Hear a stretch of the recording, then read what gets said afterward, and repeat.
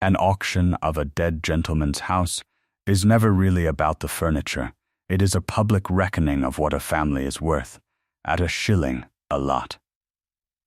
When a baronet dies, owing more than his walls will fetch, his creditors put his rooms out on the lawn.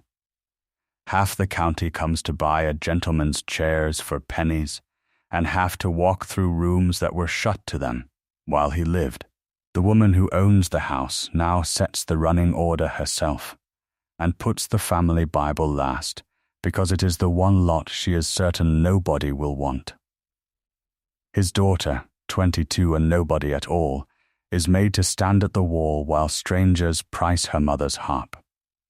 At the third asking, not one hand moves, and a duke who is a stranger to that county does something that cannot be taken back.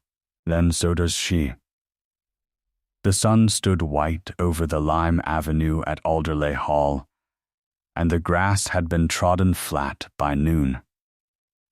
The creditors had carried the house out onto its own lawn, mahogany chairs stacked in threes, a gilt pier glass against a water butt, china laid in rows on the turf like a supper nobody meant to eat. Cecily Harcourt had been put against the drawing-room wall at 9 that morning, and she had not sat down since. She was 22. Her dress was grey muslin made over twice, once for her mother and once for her. Her bonnet was plain straw, with no ribbon worth cutting off. Her hair dark and pinned flat beneath it. Her chin stayed level, because her chin was the last thing in that house that still belonged to her. "Is the harp in the sale?" A woman in a green spencer asked loudly from the far end of the room. "Everything is in the sale," said Mrs. Selina Penniman. "Even that?" "Especially that. Lot 41. It wants strings." "It wants a player, Mrs." Penniman said. "Sir Edmund's girl gave it up years ago, I am told. I played it on Tuesday," Cecily said. The room turned. It was the first thing she had said all morning. "On Tuesday, Mrs." Penniman repeated. "Yes, in the morning, before the men came for it." "Then you have a great deal of leisure, for a young woman in your position." "I have nothing else at present," Cecily said. "Leisure is what is left when everything else has been taken away." Somebody laughed, and stopped because she had not said it to be funny. Mrs. Penniman came 3 steps closer and let her catalogue hang at her side. She wore lilac silk on a day too hot for it, the way a woman wears a house she has just bought. "You may stand where you are," she said. "The buyers like to see the family. It sets the tone." "I know what it sets," Cecily said. "Then we understand one another. We do." Outside, the auctioneer was calling the beds. Mr. Sowerby had a voice built for open air and a small wooden hammer, and he had been at it since 10. Lot 29, a tent bed with hangings, worked by hand, the hangings alone worth the money. "Who says £3? 3? Thank you, sir, 4. 4 I have. That is my bed," Cecily said to nobody. £4.10. 5 pounds, and I am robbing the estate. All done at 5? The hammer came down. A farmer's wife named Mrs. Otley put a hand against Cecily's sleeve as she passed, without stopping and without a word, which was the kindest thing done to her before noon. By 1 o'clock they were selling her clothes. Lot 36, a parcel of bonnets, straw and silk, some new. "Whose bonnets?" a man asked. "Does it signify?" said Sowerby. "It signifies to me. I have a daughter.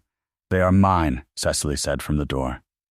The lawn went quiet for a moment, and then a woman said, 2 shillings, and the moment closed over like water. At 1:30 they took the sheet off the harp. Lot 41, a pedal harp by a London maker, gilt, wanting strings. "Who will start me at £5? Nobody started him at £5. 3, then.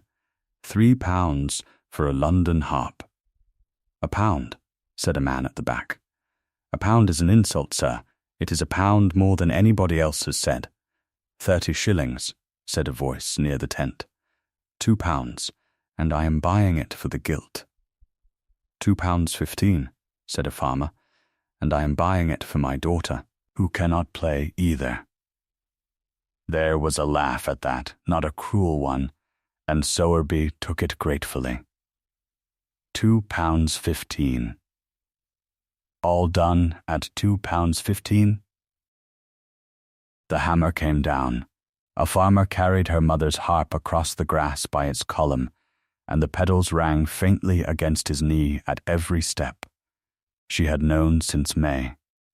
Her father had died in a chair in the book-room with a glass of brandy he had not drunk, and the letters he had not opened stacked at his elbow. 3 days later a clerk came from Winchester, opened them all in order, and told her what she owned. £14,300, Miss Harcourt, the clerk had said. Sworn to. And the house? The house will not fetch it. How near will it come? 9, perhaps 10. Mr. Penniman holds a good deal of the paper. He has offered for the whole, and the creditors will take it. Then he will have it cheap. He will have it fairly, madam. Fair and cheap are not enemies. They are today, she had said. 2 things she had believed were hers. The harp went into the catalogue in June. The Bible was not in it at all until the Wednesday before the sale, when Mrs. Penniman took a pencil to the list and put it at the bottom, alone, after the fire irons and the wine bins. Why last? Cecily had asked her then. Because a sale should end on something, Mrs. Penniman's, and because nobody will bid on it. Then why sell it? So that everyone sees that nobody will. That was the whole truth of the matter, and neither of them pretended otherwise. At 2 o'clock a travelling carriage came up the drive, went round to the stable arch, and put down a man who never came near the lots. He walked up to the terrace, laid both hands on the stone rail, and stayed there in the sun. "Who is that?" said the woman in the green spencer. "Nobody knows him," said her husband. He asked the boy at the gate what was being sold, and the boy said, "The hall," and he said, "No, what is being sold?" He was tall and heavy through the shoulders, in a dark blue tailcoat too good for a country sale, with buff breeches and good boots. A thin pale scar ran along his left jaw. When the sun came round, he took his hat off and held it down at his side, and it stayed off. "He has not bid," somebody said, an hour later. "He has not moved," said somebody else. Cecily saw him at 3:30, when they made her come out to identify a tea service, and she looked at him for exactly the time it took to decide he was not looking at the china. He was looking at her. She had been looked at all day. At 11, 2 women stood at her elbow, with her mother's linen in their hands. "Feel it. That is Irish. Is it hers?" It was her mother's. There is a monogram worked in the corner. Ought we to be handling it? It is for sale, my dear. All of it is for sale. And what becomes of the girl? A cousin in Bath, I should think. Companion to somebody. It seems hard. It is a mercy she has no looks to be wasted. She is standing behind you. I am perfectly aware of it. This was not that kind of looking. It was the look of a man counting how long a thing can stand up. She turned her back on him and went back to her wall. The printed bill said the rooms might be viewed from 9, and 40 people made the word viewed do a great deal of work. I have wanted to see this room for 19 years. And is it as you suppose it? Smaller. They always are. It is astonishing what a name will do for a house. Whose chair is that? His. He died in it, they say. Never sit in it then if you are so brave. Was the girl not in here? She is behind you. Oh, they went out. Nobody apologized, and Cecily had stopped expecting it by 11, and by 3 she had stopped noticing, which frightened her more. At 4 the last of the outdoor lots went. Sowerby took a drink of water, looked at his list, and then looked at it again. "Is that the day, Mr. Sowerby?" one of the clerks asked him. "There is one more." "Which?" "You know which," said Sowerby. "Lot 981, he said. "The final lot of the day." A boy set it on the bare deal lot table at the center of the ring, where the whole lawn could see it. A family Bible in brown leather, worn pale at the corners, with 2 tarnished brass clasps. It had stood in her mother's window for 30 years, and the sun had bleached the spine. "Ladies and gentlemen," Sowerby said, "a family Bible, bound leather, brass furniture, the fly-leaf written up in the family hand." Nobody said anything. What am I bid? The lawn was fuller than it had been all day.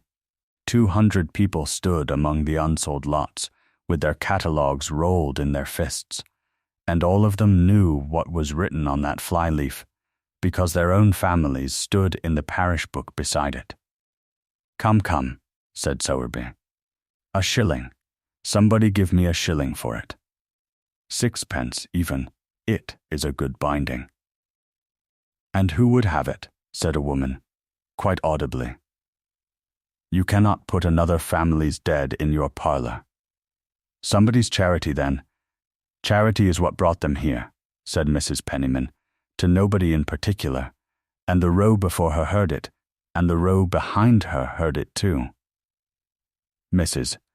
Penniman turned her head very slightly, and Cecily saw the men who had been ready to lift a hand see her turn her head and put their hands back in their pockets. "Asking once," Sowerby said. Cecily stood at the wall by the drawing-room window with her hands folded and looked at the middle distance and did not blink. "Asking twice." A dog barked down by the ha-ha. The lime leaves moved and stopped moving.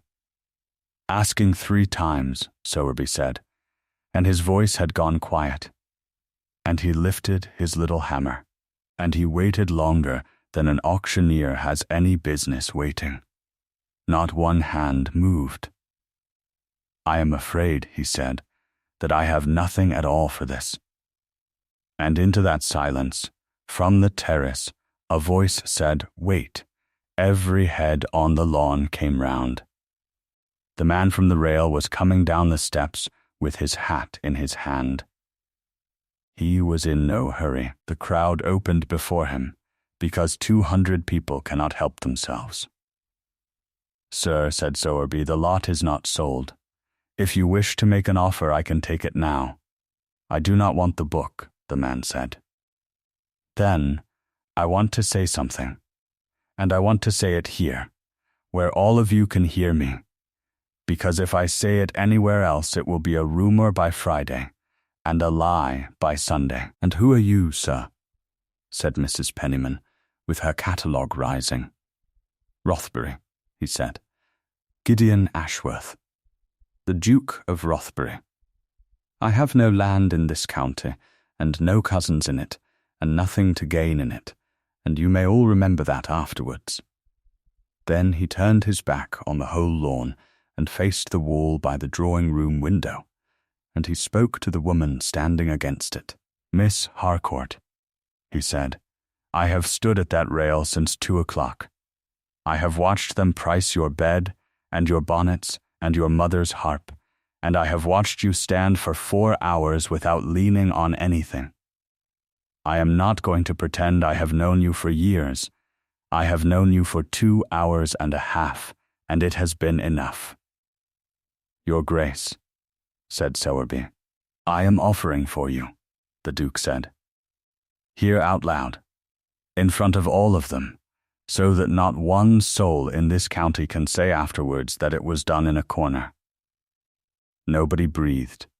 "Your father's debts I will clear tomorrow, The whole 14,000 and the interest with it, he said. This house I will buy back off the gentleman who took it, at whatever price makes him sell, and it will be yours in your own name and not mine. And that book on the table there, no one else will ever put a price on it again. You need only say yes.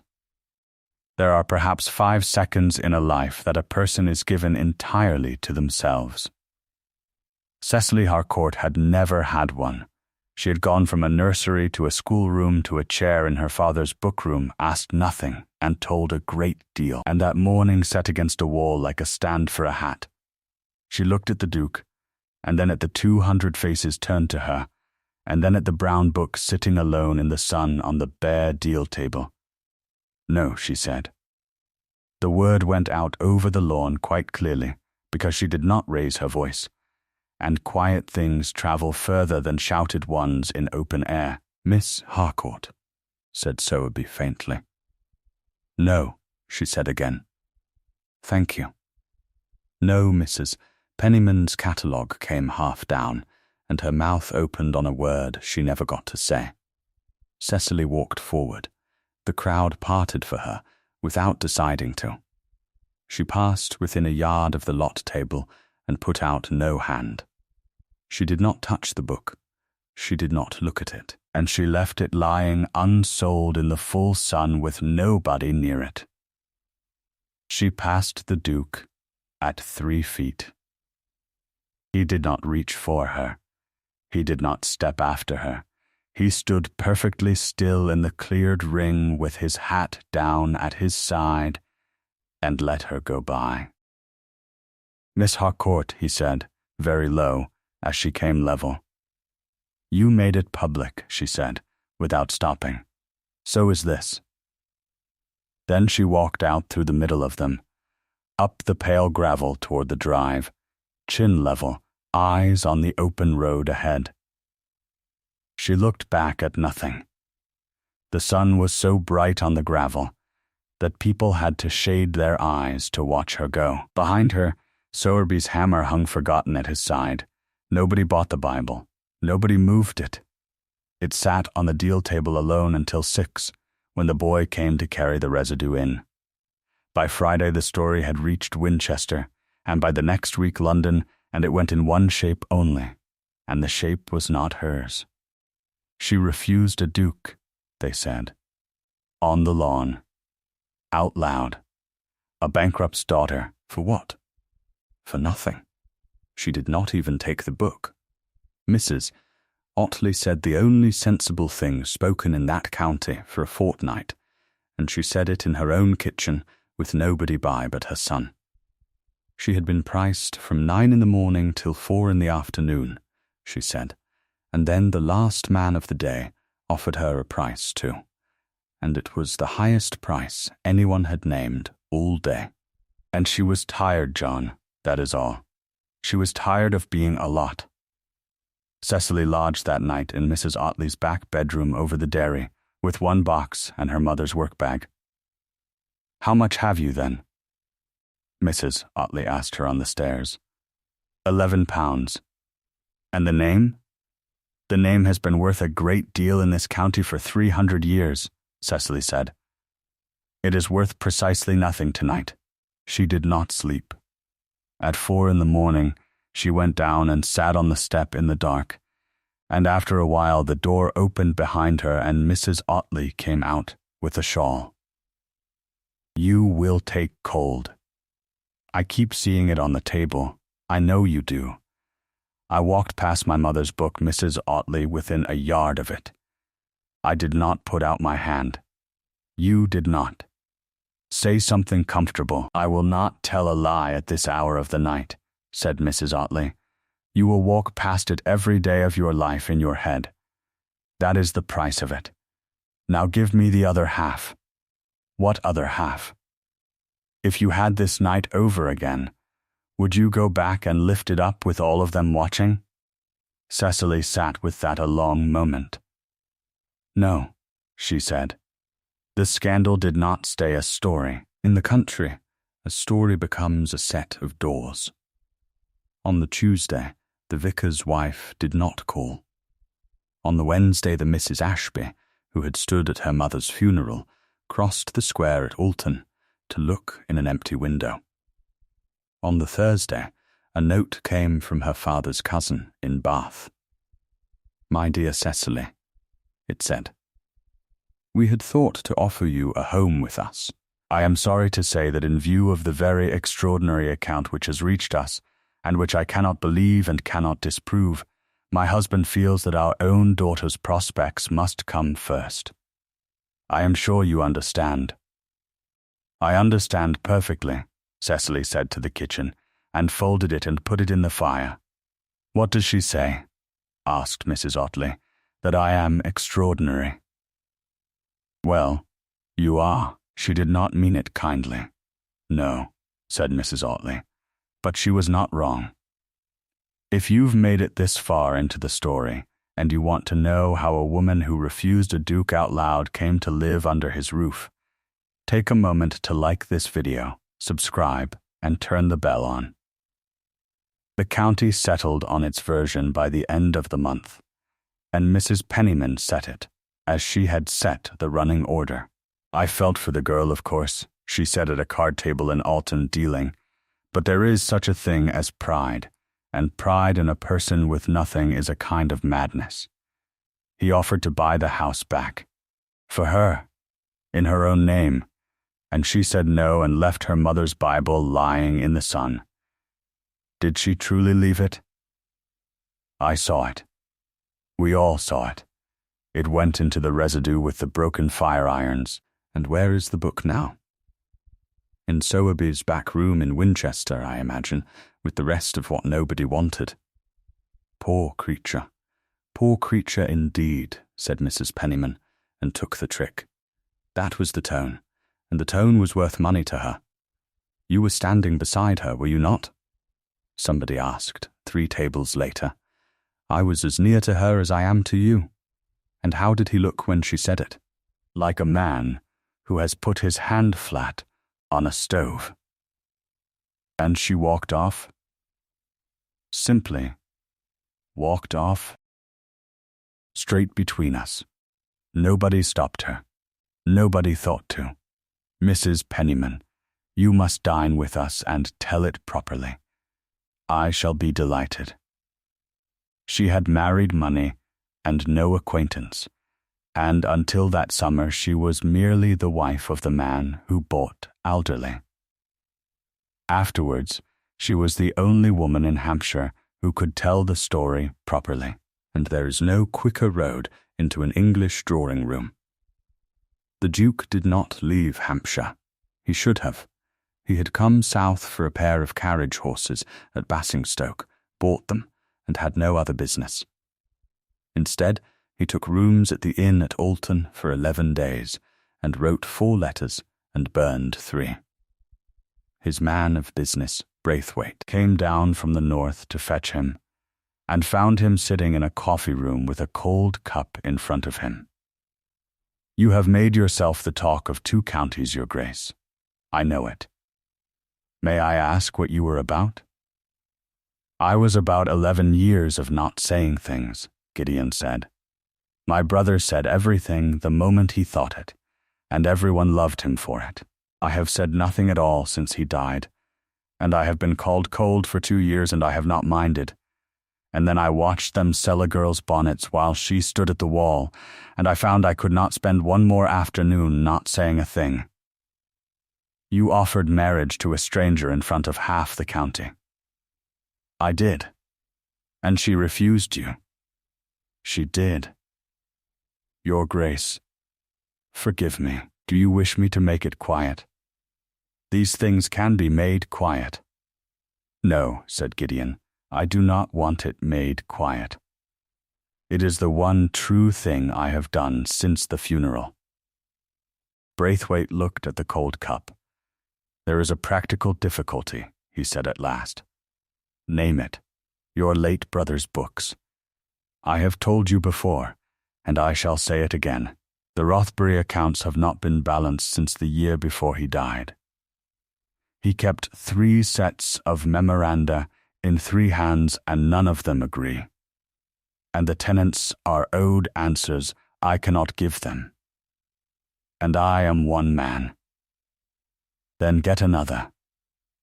I have tried 4. 2 could not read his figures. 1 read them and left. The 4th wrote to me last week to say that a gentleman's estate ought to be simplified before it is audited, which is the same as saying he would like me to tell him what the answer should be. Gideon turned the cup round on its saucer. How long, he said, did that girl stand at the wall? Your Grace, 7 hours. And halfway through it they brought her out to identify a tea service, and she told the auctioneer he had 2 lots confused, and which cupboard the second came from, and what her mother paid for it in the year of her marriage. He corrected his own list where she stood. Twice you noticed that. I noticed nothing else for 2 hours. He set the cup down. Braithwaite, if I offer that woman a post, will you tell me it is beneath her? Or will you tell me it is beneath me? I will tell you, Braithwaite said carefully, that she has just refused you before witnesses, and that a man who offers a woman work a fortnight after she refuses his hand is either the best man in England or the worst. Then we shall find out which, said Gideon. He did not come himself. That was the first thing about the second offer she had not expected, and the reason she read the letter twice instead of burning it. It came on the last day of August, carried by Braithwaite in person, who stood in Mrs. Ottley's dairy yard with his hat in his hands while she read it standing up. He is not here, she said. No, madam, why not? Because he says that the last time he wanted a thing from you, he asked for it in front of 200 people, and that he has thought about that a great deal since, and does not intend to do it to you twice. She read it again. This is a post, she said. It is. He is offering me employment. £120 a year, madam, paid quarterly. Board and coal and candles. The work is the late Duke's accounts, which are in a condition I would not describe to a lady if I had any other word for it. There is a room and a fire and a door that locks. The engagement is for 1 year certain. When the year is out, you may go where you please with a written character in his hand. A character, she said. From him. From Rothbury himself.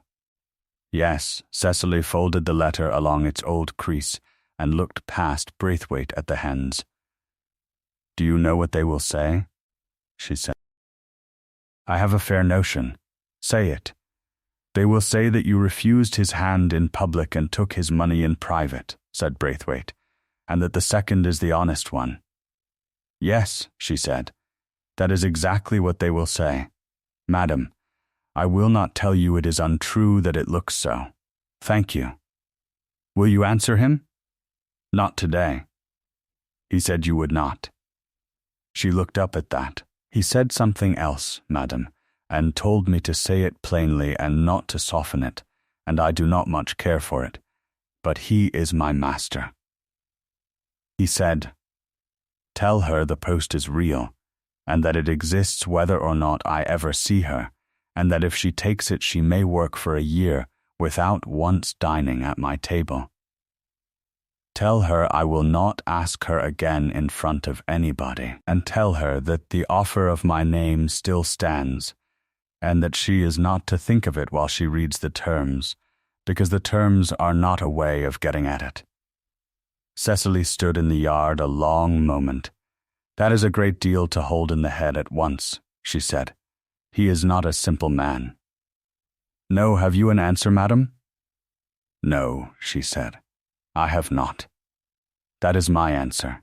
I have no answer, and that was the truth, and it held 9 days, and they were the worst 9 days she ever spent, because a woman who has just found that she can say one word to a duke finds out at once that she knows no others. What decided, it was not the money, nor the room with a door that locks. It was a Thursday, and she was in Alton buying thread when two women she had known all her life stood at the far counter and priced her aloud, exactly as the lawn had priced the chairs. That is her. Where? By the thread. The grey. She is very plain. She was always plain. That is what makes it so extraordinary. A duke. Perhaps she is holding out for a prince. They laughed. Cecily paid for her thread, and thanked the shopman by name, and walked out into the street and stood there in the sun. She had refused a duke to stop being priced, and it had not stopped. In Hampshire she would be a story on a card table until she died. She wrote that night 4 lines and gave them to the postboy in the morning. Your Grace, I will take the post for 1 year certain, on the terms Mr. Braithwaite named, and on one more. You will not mention the lawn to me, nor I to you, until I raise it first. If that is impossible, say so, and I shall not come. Cecily Harcourt. The answer came back in 6 days, in a hand that leaned hard to the right. Madam, agreed the chaise will be at Alton on the 12th. Bring warm things. It is not summer here, as long as it is with you. Rothbury. She read the last line 11 times, and could not decide whether it was a kindness or a warning. And in the end it was a fact. The road north took 5 days. She had never been out of Hampshire. On the 4th day the hedges gave out and the walls began, dry stone running over hills with nothing inside them but sheep and wind. The maid Braithwaite had engaged talked for 3 days and then stopped.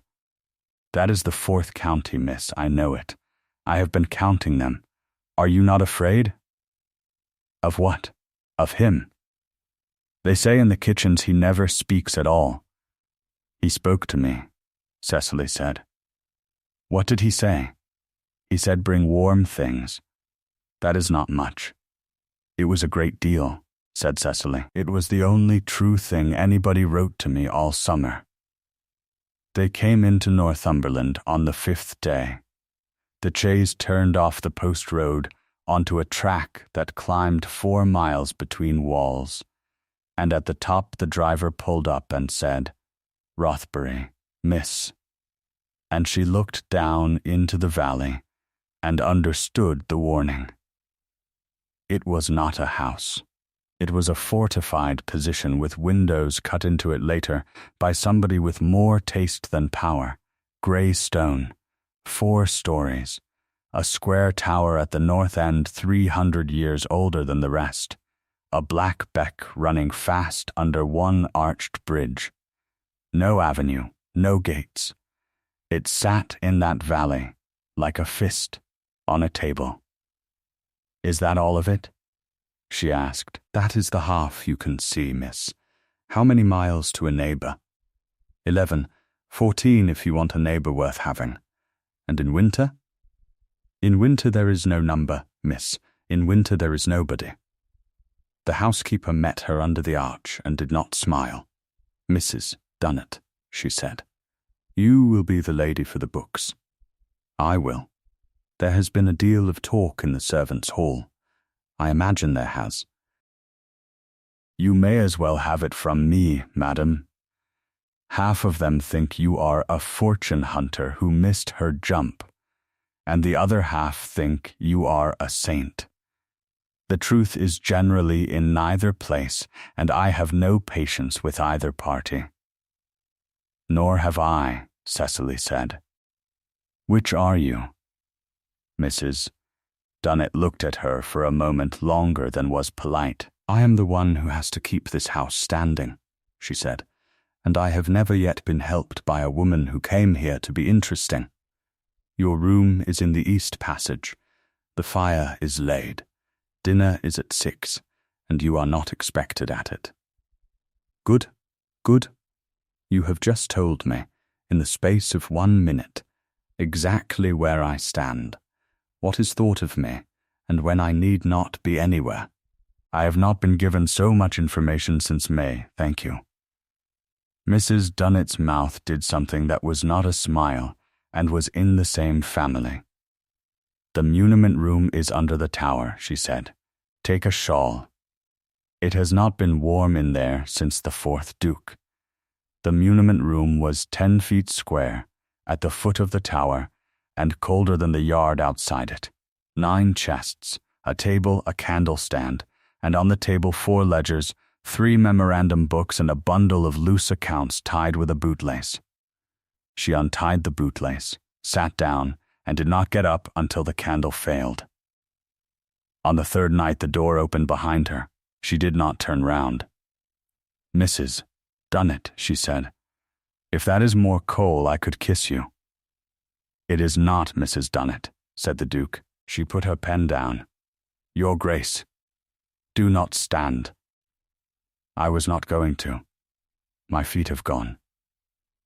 He came in with a lamp, set it on the chest nearest him, and stayed on that side of the room, and she saw that he had chosen the far side on purpose. "Braithwaite tells me you have been in here since Monday. Braithwaite is a gossip. He is my only one. Have you found anything?" "I have found that your brother kept 3 sets of books." "4, Gideon said. "There is a 4th in the gun room, in a game bag, in his own hand, from the year he came into it. I found it in the spring and could not read a line, so I put it back where it was." "Bring it to me." "Now?" "Now, if you please." "Nothing on this table agrees with anything else on this table. A 4th witness will either settle it or finish it, and either is better than what I have." He went himself. She heard his boots go up the passage and come back, and a canvas game bag came down beside her hand, with a dead leaf in the bottom of it, and a smell of gun oil and mold. "You went yourself," she said. "There is nobody else awake. You are a duke." "I am also the man who put the book back," he said. She opened it. The hand was terrible, small and slanted and impatient, and she read 4 pages before noticing she was still standing. "Your Grace. Yes, your brother was not careless. He was quick. Those are different diseases and they want different medicines." "Say that again." "He carried it in his head. All of it. He wrote down only the parts he might forget, which is why nothing matches. Because he was not keeping accounts. He was keeping reminders." She turned the bag over and shook it. "And whatever he could not fit in his head, he wrote on the back of something else. Look at that. That is a farrier's bill with a whole year of drainage on the back of it." Gideon did not say anything for a moment. 2 years, he said at last. "I have been told by 4 men that my brother left a fraud or a fog. Nobody has said he left a mind. He left a mind and no manners. I can work with that. Can you? Give me until the quarter. You have a year. It says so in writing. I shall not need a year." He went to the door and stopped in it. "Miss Harcourt, you have not asked me for anything since you came." "No, everyone asks me for something." "Then you must find it restful," she said, and went back to the game bag, and after a while she heard him laugh once, out in the passage, quietly, as if it had surprised him too. Mrs. Dunnet gave in by inches, and never once said so. The 1st inch was coal. The 2nd was a footstool, carried in by a boy who had been told nothing about who wanted it. "Who sent this?" "Nobody sent it. Miss, it was in the passage." "It was not in the passage yesterday." "No, miss." The 3rd inch was a 2nd candle, which in that house was practically an embrace. The 4th came on a wet morning, when a tray appeared at her elbow with a pot on it. Cecily poured. It was strong black tea, no sugar, no milk, and she looked up. "How did you know?" "I have eyes, madam. I have not taken it any other way since I was 11. I know it. You had it black at Alton. The woman there told our carrier, and our carrier tells me everything he hears between here and the coast." Mrs. Dunnet straightened a chest lid that did not need straightening. "There is talk in the hall again." "There is always talk in the hall. This is a new one. They say his lordship has not been to London since August and will not go." "That is not my business." "No," said Mrs. Dunnet. "I did not say it was. I said there was talk." She was at the bridge one morning before 6, in a borrowed shawl, watching the water come down black off the moor, and understood something so suddenly that she put a hand on the parapet. Nobody was looking at her. No window behind her with a face in it. Nobody in that valley had watched her stand at a wall for 7 hours. The carrier knew how she took her tea, and not one soul between there and the coast knew what she had said on a lawn in Hampshire. She stood on the bridge in the cold and breathed out, all the way for the first time since her father died. Then she went in and worked. Because that was the other thing about being unobserved. Nobody was waiting to see her fail either. The Alderley papers came north in a deed box with a rope round it, because she had written to Mr. Sowerby and offered 3 shillings for the carriage.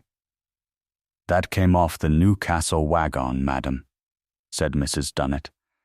"There is a letter tied under the rope." "Then fetch me a knife." His answer had come back with the box. "Madam, there is no charge. Your father's papers went into the residue, and no man alive would give a penny for them, and I have had them under my counter since August, because I could not bring myself to burn them. I will say one thing, and then I will hold my tongue. I have cried a lot 3 times, and asked 3 times for a shilling, and got nothing, in 31 years of this trade. I have never done it once with a lady's mother's book. I did not choose the order of that sale.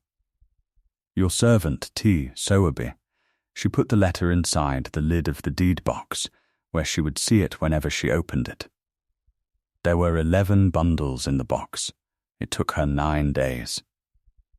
On the 9th day, she came up out of the tower at 4 o'clock, with her hands blue, found Gideon in the gun-room, and laid 2 sheets of paper on the table at his elbow. "Read that one first." "What am I reading?"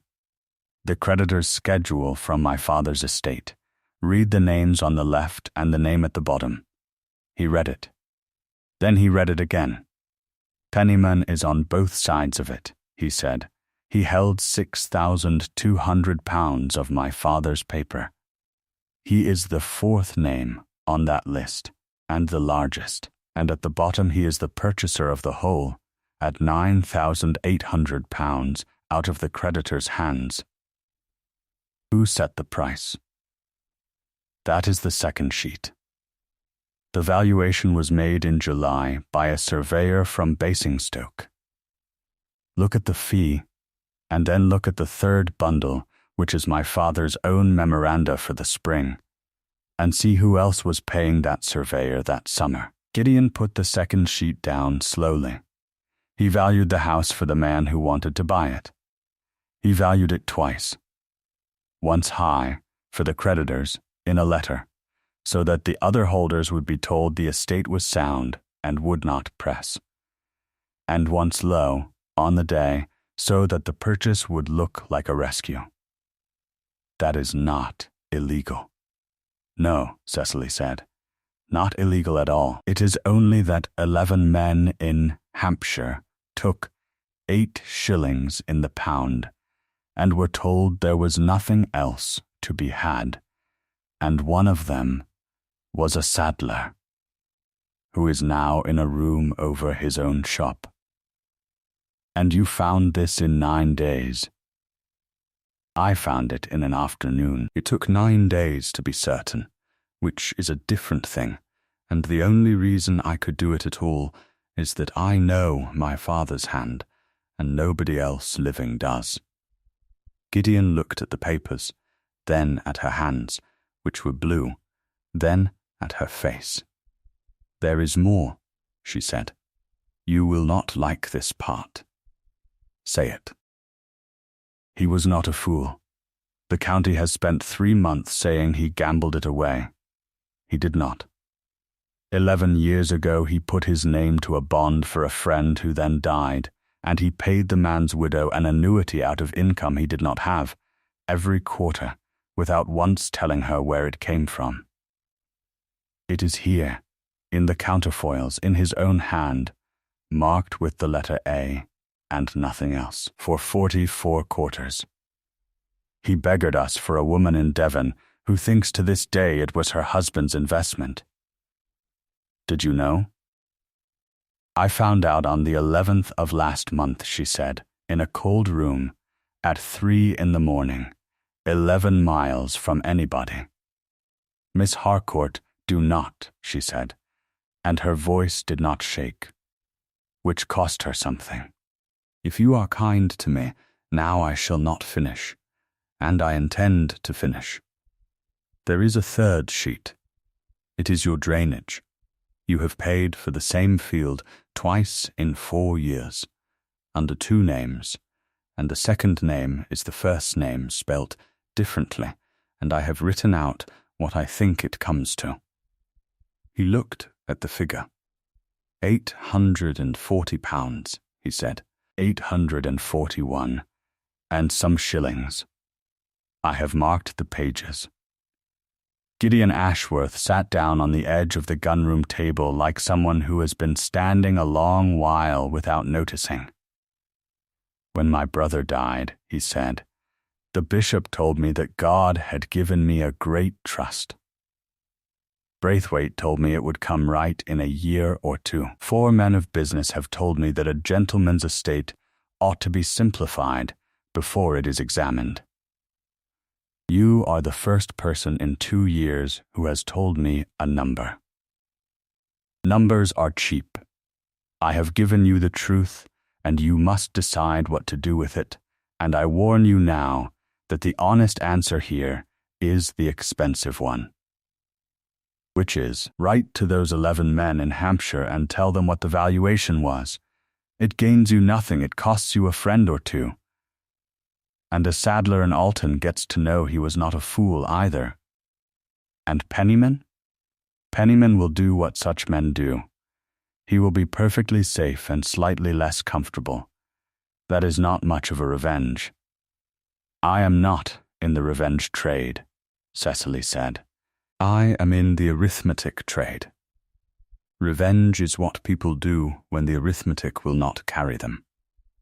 Word travelled south as words do, and by the turn of the season Mrs. Selina Pennyman had heard that the girl from the lawn was living at Rothbury. She came north in the last week of September on the excuse of the waters, and brought the wife of the Lord Lieutenant with her, cultivated 6 weeks at Harrogate on the story of the sale, told slowly with sighs. They were shown into the great drawing-room at 3 o'clock, and Mrs. Dunnet came down the tower stairs to fetch her. There are 2 ladies above, madam. For his lordship? For you, said Mrs. Dunnet, and one of them is in lilac. Cecily went up in her grey muslin, with ink on the second finger of her right hand. My dear Miss Harcourt, said Mrs. Pennyman, you look well. You look, if I may say so, warm. It is a cold house. One learns to dress for it. And so useful, I hear, accounts, is it? Such an unusual arrangement. She turned beautifully to the older woman beside her. I did say to her ladyship, I said, there is nothing in it at all, and anyone who suggests otherwise has not met the girl. Nobody has suggested anything to me, said the Lord Lieutenant's wife, until this moment. There was a small pause of the kind that costs money. Well, said Mrs. Pennyman, recovering, one hears things. One does, said Cecily. May I sit? I have been on a stone floor since 7. She sat, and she put her hands in her lap, and she looked at Selina Penniman with the same flat grey patience with which she had once looked at a lot table. Since you have brought her ladyship 11 miles up a bad road, she said, let us give her the whole of it, and not the half. Ask me anything you like, and I shall answer it in front of her. I am sure I have no questions. Then I have one. Why did you put my mother's Bible last? The room went quiet. I do not recall the order of a sale I did not conduct. You do recall it. You made it with a pencil on the Wednesday, at the long table in my father's bookroom, and I stood beside you while you did it, and I asked you why, and you told me. Would you like me to say what you told me, or would you rather say it yourself? Mrs. Penniman's chin came up. I said a sale should end on something. You said so that everyone sees that nobody will bid. Those were the words. I have had them by heart since August. And what of it? Said Mrs. Penniman with the first crack showing. It did not sell. That is not my doing. Not one hand went up in that whole county, no. Cecily said, not one. And when the county tells that story, it says the girl was too proud to take a duke. It never says who arranged for there to be nothing left of her name to bid on. You are a servant in this house. I am. I am paid £120 a year to read a dead man's handwriting, and I have never once pretended otherwise, and I told her ladyship the figure before you did. Cecily turned to the older woman. Madam, there is a second thing you should have from me, and not from her. Her husband held £6,200 of my father's paper, and also bought the house from those same creditors, at a valuation made by a surveyor he was paying that same summer. It is all in a deed box downstairs, and you may read every line of it. I am not asking you to do anything about it. I am asking that when this story is told at your table, it is told with the numbers in. Her ladyship set down her cup. Mrs. Penniman, she said, is that true? It is a monstrous, is it true? My husband, said Selina Penniman, acted upon advice. Yes, said the older woman, I imagine he did. Cecily stood up. You are welcome to stay to dinner, she said. The house dines at 6, and the beef is good. Or the horses can be put to now, and you will be off the moor before the light goes, which I would advise, because the glass has been falling since noon. You would put me out. I would send you home before the weather, Cecily said. You may choose which of those to tell them at Harrogate. They were gone by 4.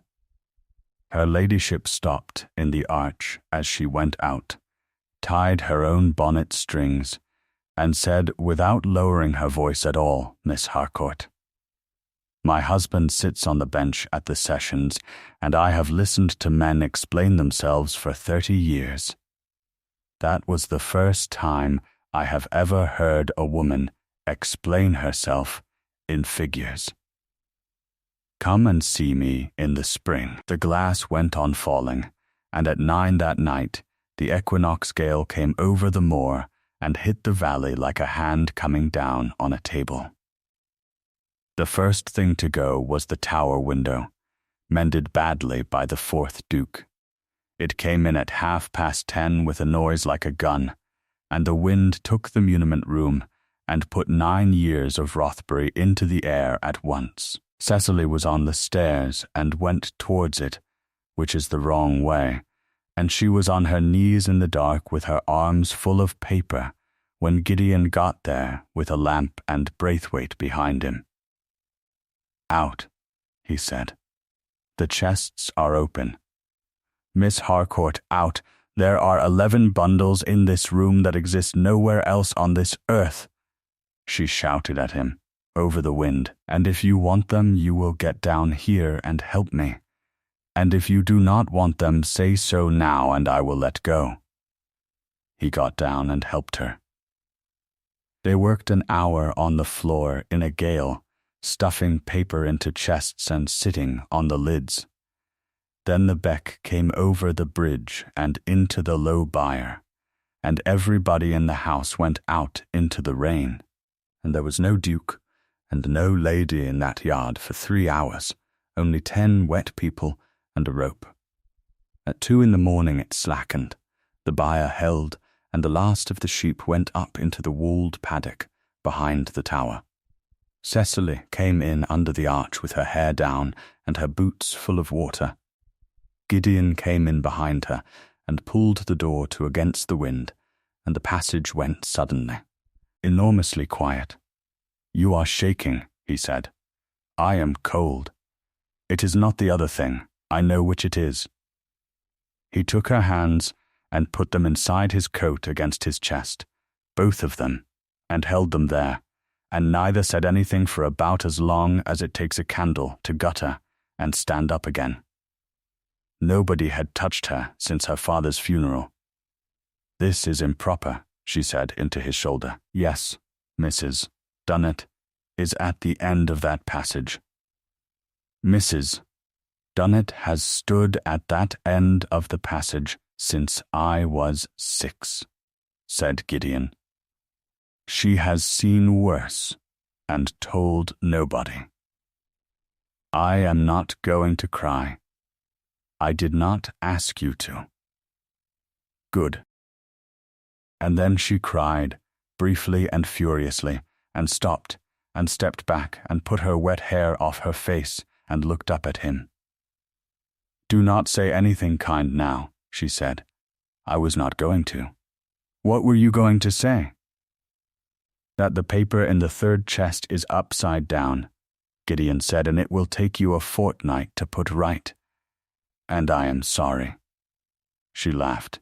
It was the first laugh since May, and it came out crooked and surprised her, and he stood there in a ruined coat and watched her do it as if somebody had handed him something. The house was 3 weeks putting itself right, and in the 3rd week she asked him.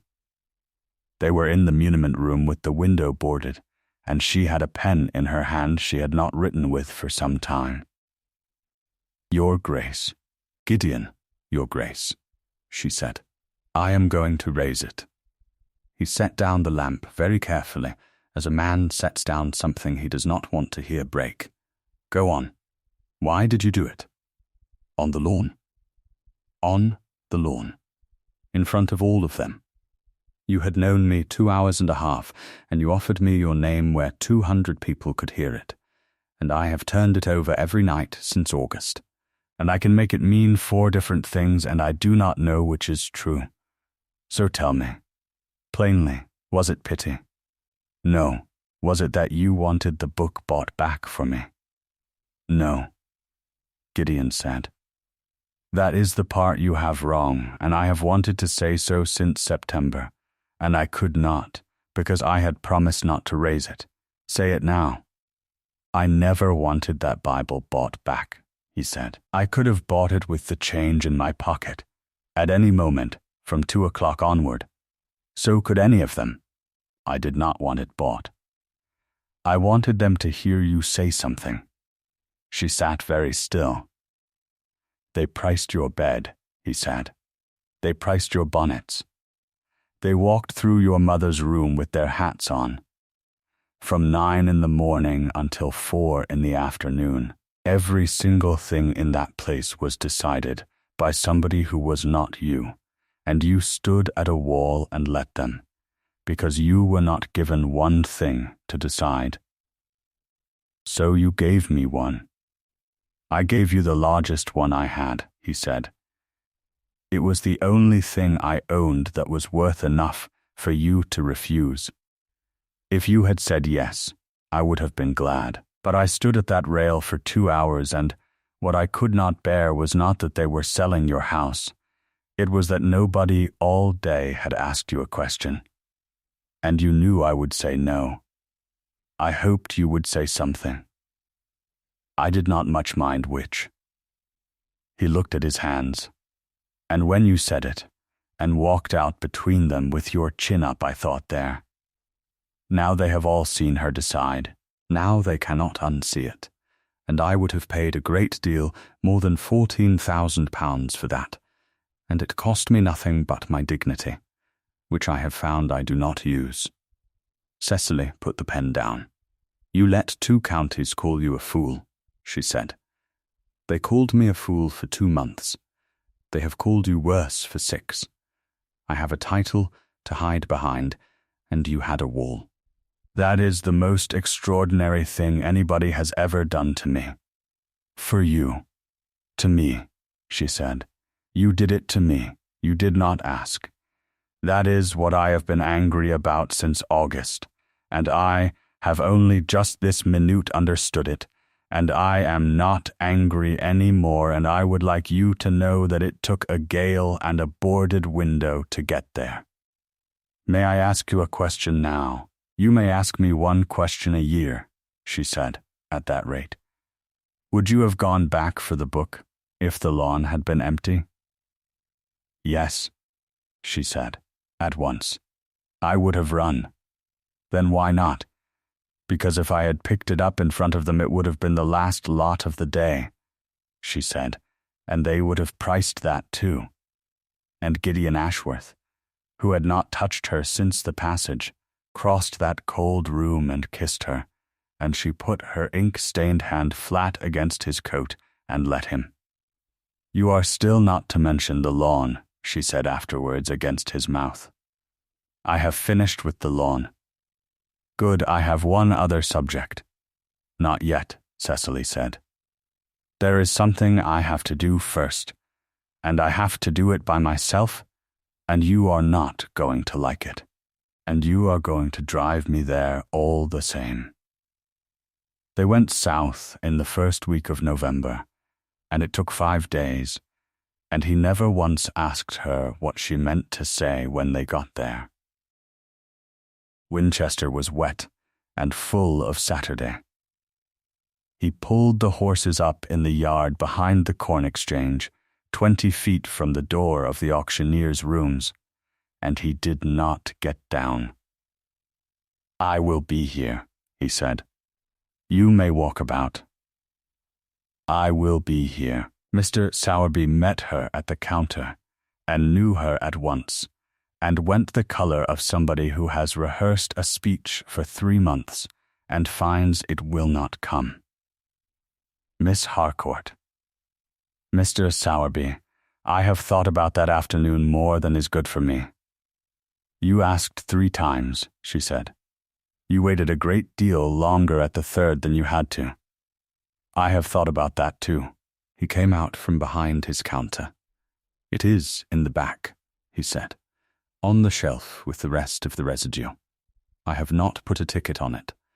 I could not bring myself to write a lot number on that. There is a window in there, and a bolt on the inside of the door, and I am going to go and stand at this counter and serve nobody at all for as long as you want. Thank you. Madam, may I say 1 thing more? Say it.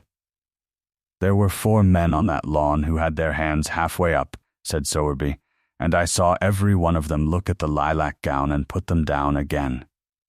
I have carried that since August. I am glad you know it. Then he went out and shut the door. The back room smelled of dust and old varnish and rope, fire irons in a bundle, a cracked pier glass, 3 chairs with no seats, and a shelf of things nobody in Hampshire had wanted in August.